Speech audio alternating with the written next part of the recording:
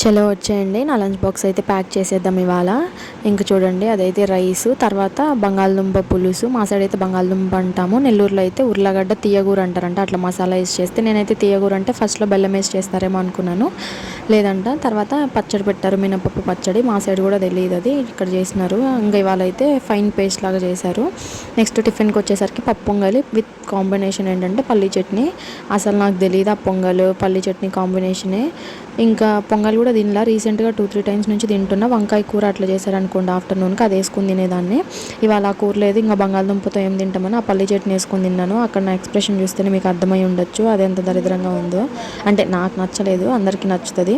ఇంకా అవన్నీ తినేది మన వల్ల కాదని చెప్పి అది తీసుకెళ్ళి పడేసి బాక్స్లో అయితే మూతలు పెట్టుకొని మనమైతే ప్యాక్ చేసేసుకుంటున్నాం. నేనైతే ఈ బాక్స్ మిల్టన్ది అయితే కొనుక్కున్నాను. ఇది నాకు వచ్చేసరికి 500 పడింది. అసలు ఫస్ట్ టైం నేను ఇప్పుడు ఆఫీస్కి వెళ్ళేటప్పుడు లంచ్ బాక్స్ క్యారీ చేస్తున్నాను. 10th తీసుకెళ్ళేదాన్ని బాస్కెట్లో. తర్వాత ఇంటరు, బీఫాము. 10th అంటే జర్నీ ఏం కాదు, చేత్తో పట్టుకుని లేదు కాబట్టి నాకు ప్రాబ్లం ఉండదు. ఇక్కడికి వచ్చేసరికి బస్సులో వెళ్ళేటప్పుడు ఎక్కడ దొరికిపోయిద్దని భయంతో అట్లా ఫుల్లీ కవర్డ్ది అదేది తీసుకున్నాను. ఇంకంతే ఈ వీడియో. Bye bye.